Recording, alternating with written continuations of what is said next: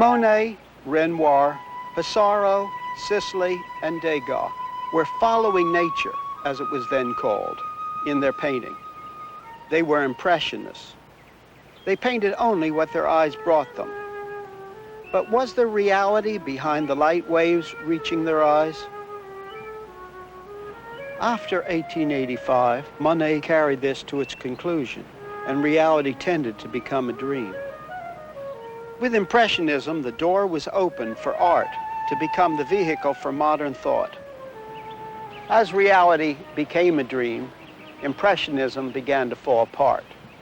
These men, Cézanne, Van Gogh, Gauguin, Seurat, all great post-impressionists, felt the problem, felt the loss of meaning.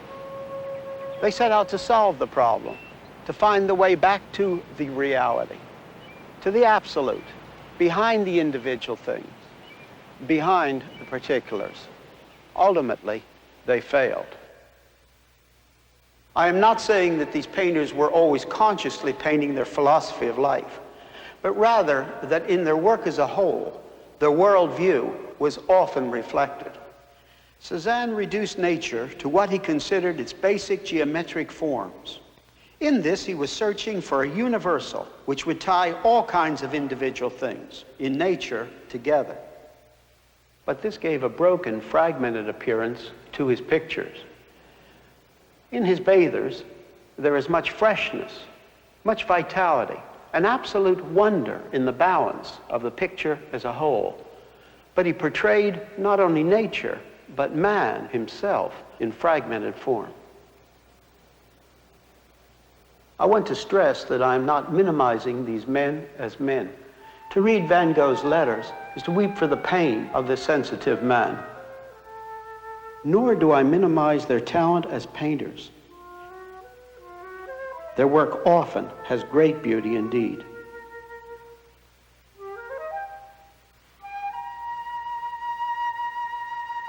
But their art did become the vehicle of modern man's view of fractured truth and life. As philosophy had moved from unity to fragmentation, so did painting.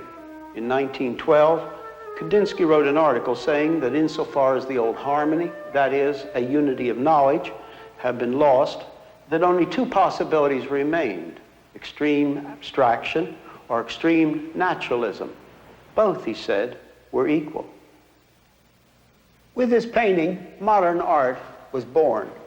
Picasso painted it in 1907 and called it Les Demoiselles d'Avignon. It unites Cézanne's fragmentation with Gauguin's concept of the noble savage, using the form of the African mask, which was popular with the Parisian art circle of that time. In great art, technique is united with worldview. And the technique of fragmentation fits well with the worldview of modern man.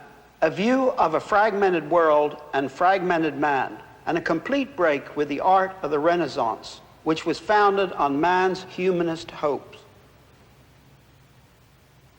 Here, man is made to be less than man. Humanity is lost. Speaking of a part of Picasso's private collection of his own works, David Douglas Duncan says, "Of course, not one of these pictures was actually a portrait, but his prophecy of a ruined world. But Picasso himself could not live with this loss of the human. When he was in love with Olga and later Jacqueline, he did not consistently paint them in a fragmented way. At crucial points of their relationship, he painted them as they really were, with all his genius, with all their humanity. When he was painting his own young children, he did not use fragmented techniques and presentation." I want you to understand that I am not saying that gentleness and humanness are never present in modern art. But as the techniques of modern art advanced, humanity was increasingly fragmented. The opposite of fragmentation would be unity. And the old philosophic thinkers thought they could bring forth this unity from a humanist base. And then they gave this up. And the modern thinking has accepted fragmentation as a defeat, really. A defeat that human mentality, beginning from itself, can bring forth a unity of thought and of life. Now, by unity, what we mean is that which would include all of thought and all of life. And it can be achieved if indeed God has spoken and has not been silent. And in giving us the facts that man couldn't find for himself, there is a unity inside of which all that marvelous diversity, which then man can study, has a unified place, whether it's in knowledge or in values and in life. It was Dadaism which carried the concept of everything being a matter of chance to its logical conclusion of the ultimate absurdity of everything, including humanity. This is Marcel Duchamp's Nude Descending a Staircase. Duchamp perhaps understood most clearly and consciously the absurdity of all things, including man, on the basis of modern man's worldview. Here he carried fragmentation further. The human being disappeared completely. He realized that this absurdity of all things included the absurdity of art itself. This is one of his ready-mades. He took any object near at hand and simply signed it. The philosophers from Rousseau, Kant, Hegel, and Kierkegaard onward had given up a hope of a unity of life and of knowledge, and had come to a fragmented concept of reality. Then the painters painted that way. However, the artists, being sensitive men, came more quickly to the understanding of what the end of this view would be, and that is that all things are absurd.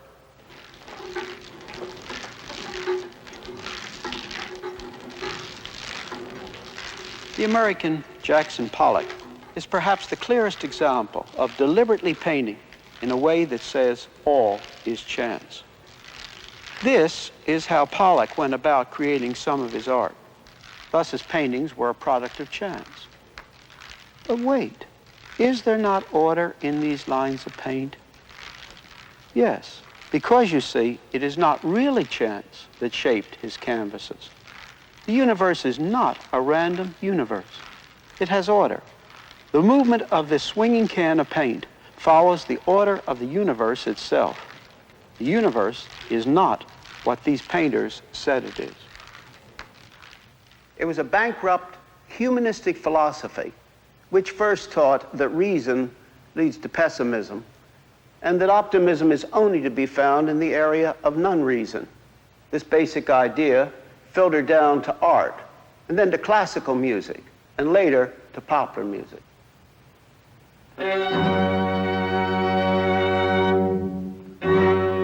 It started with Beethoven's Last Quartets.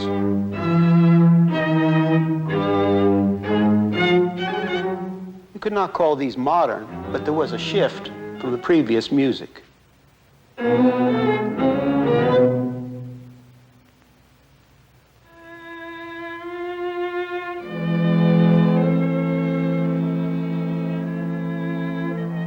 In France, Claude Debussy opened the door for modern music.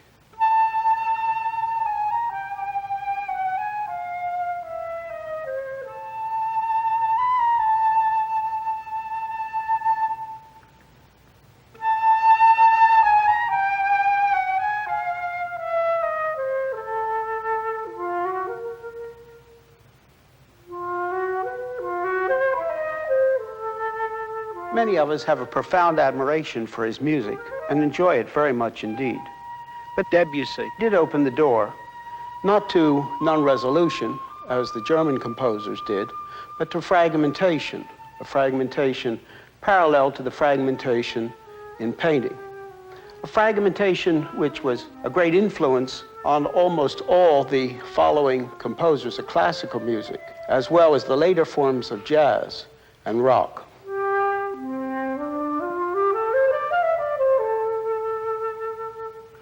In Germany, after Beethoven's quartets, came Wagner and Mahler, then Schoenberg with his 12-tone row.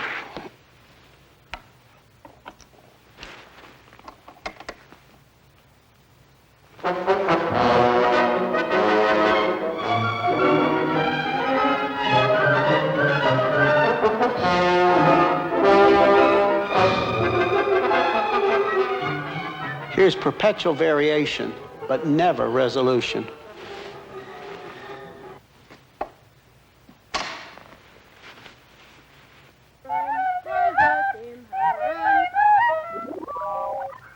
This is Karl-Heinz Stockhausen.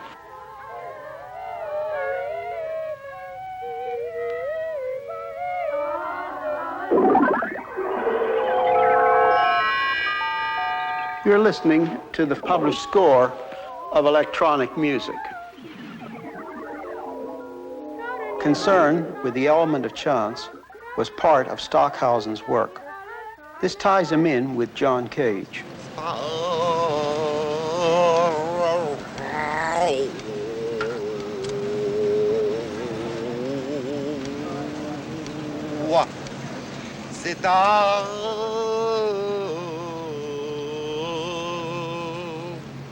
Cage believed the universe is a universe of chance.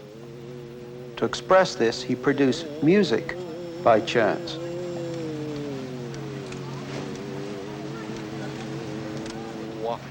Cage's music turned out to be sheer noise.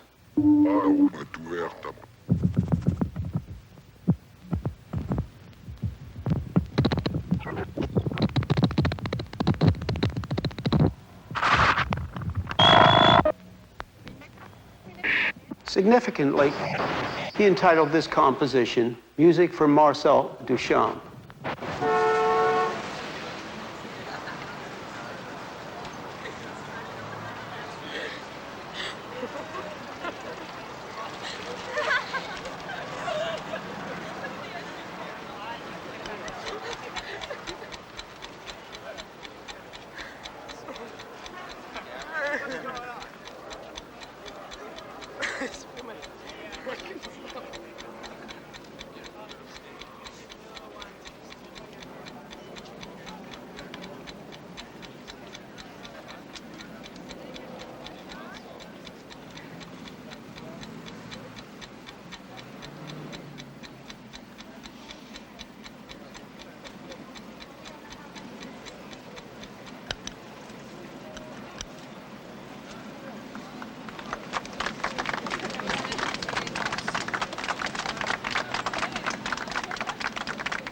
John Cage was another one who could not live with his concept of a chance universe because it does not fit the universe which exists. Cage was an expert in the knowledge of mushrooms. He himself said, "I became aware that if I approached mushrooms in the spirit of my chance operation, I would die shortly."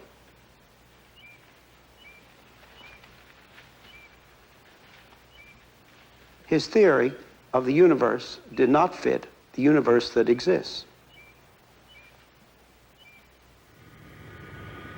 Why is the airplane carefully formed and orderly, and what Cage produced is utter noise?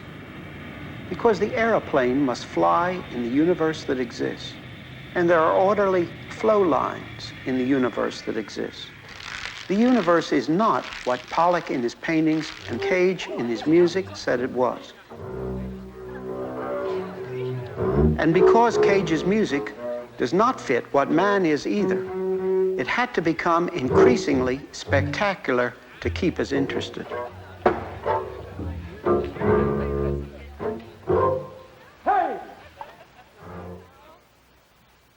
What a contrast to Bach, who had much diversity and yet always resolution.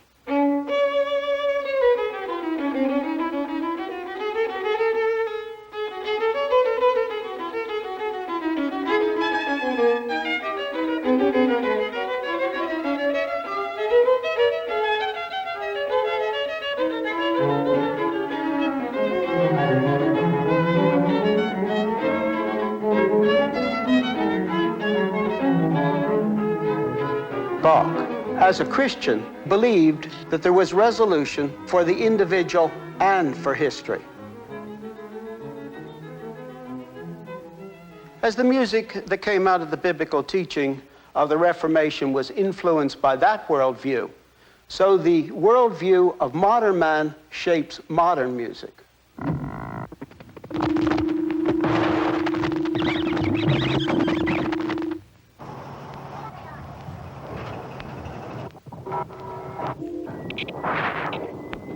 Is this still art?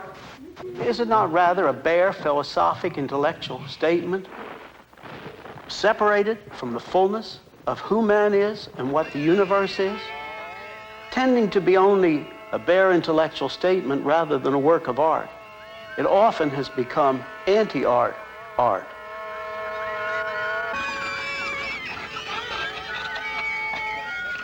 After philosophy, art, and music, poetry, the novel, and drama became the vehicle for these ideas. In the English-speaking world, T.S. Eliot's The Wasteland came first. Le prince d'Aquitaine à la tour abolique. These fragments I have shored against my ruin. Why, then I'll fit you. Hieronymo's mad again.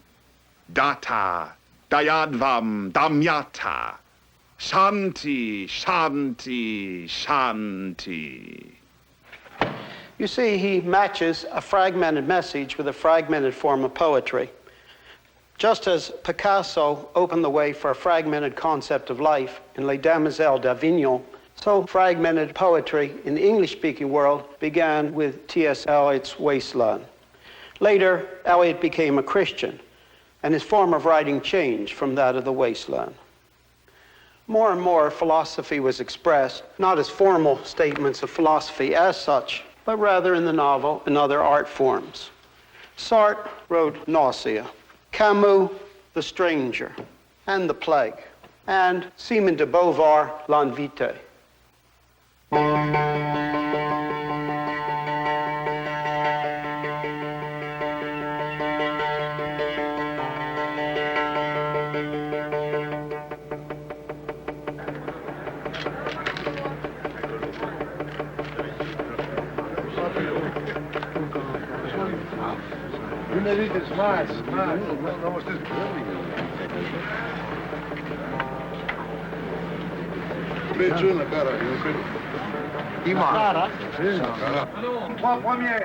In the 60s, many of the basic philosophic statements were made through the cinema.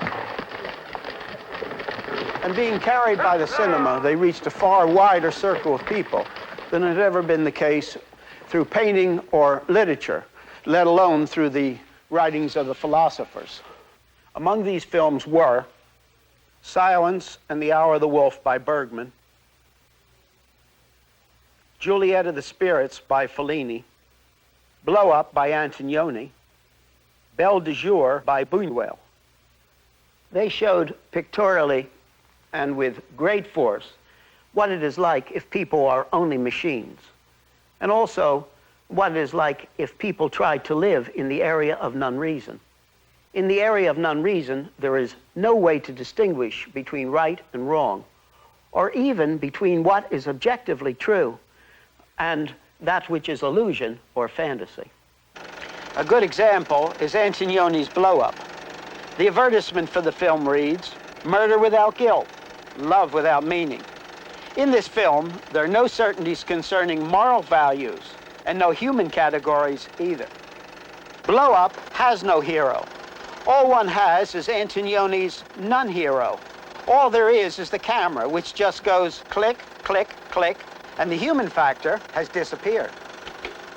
Some of the films of that period went even further. The Last Year of Marienbad, Juliet of the Spirits, The Hour of the Wolf, Belle de Jour. They were saying something even more profound. They were saying that as modern man leaps into the area of non-reason to try to find his optimism without reason, that he not only does not have any categories for moral or human values, but he does not have any certainty upon which to distinguish between reality and illusion. Picture has a realistic line. They are no dreams. They are Fantasies of the spirit, there's no difference between the dream and the reality. Pronti a poco. Marisa, quando prendi mettete un po' di fantasia in quello che fate, poi mi devo dire tutto millimetro per millimetro.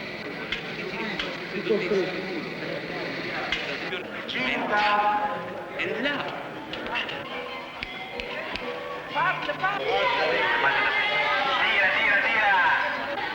It is my only way to live in reality. You know, it's for a creature. I think that what he does is only reality. E urlate l'altalena dell'amore, tante volte dovete dire l'altalena dell'amore. Pronto? Come on! To don't give meaning to the reality means that you don't understand no more reality. And reality can appear also like a monstrum, things without any meaning. Bergman was a clear case at this point. He directed The Hour of the Wolf, where one cannot tell the difference between what is real and what is fantasy. Was what was being presented really happening, or was it in the mind of one of the characters? If people begin only from themselves and think that they live in a universe in which there is no personal God to speak, a universe such as Bergman indicated in his film Silence, then they have no final way to distinguish between reality and fantasy or illusion. But Bergman, like Sartre and Camus, could not live consistently with his own position, and therefore the background music for the film Silence is Bach's Goldberg variations. Bergman said, "There's a small, holy part of the human being where music speaks." Bergman also said that while he was writing the script for the film Silence, that he had the music of Bach's Goldberg variations playing in his home, and the music interfered with that which was being set forth in that film.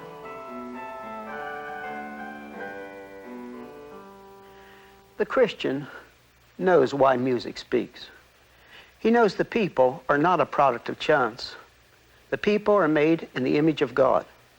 And on this basis, it is understandable that music is music to man. And because God has spoken in the Bible, there is not silence.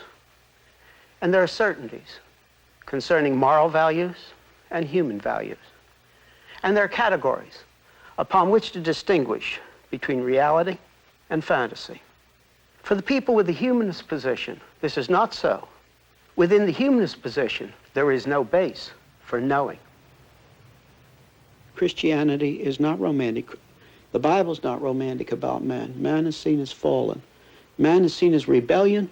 Man is seen as rebellious against God, with all the goodness of God and with all the knowledge he has, on one hand from the surrounding universe and its form and the mannishness of man, and on the other hand from the more detailed knowledge of the Bible and the revelation in Christ. Man is a rebel. And we know Christian does not romantically think that this can be just leapt over. But having said that, a Christian is not a pessimist. He's not a pessimist on two levels. First of all, history's going someplace. And a part of the Christian message is that Christ is coming back. And this is the final solution. But every Christian who really understands the Scripture, also every generation, he is waiting and fighting and struggling and doing all that he can, not only to see individuals become Christians, but the culture touched by these individual Christians.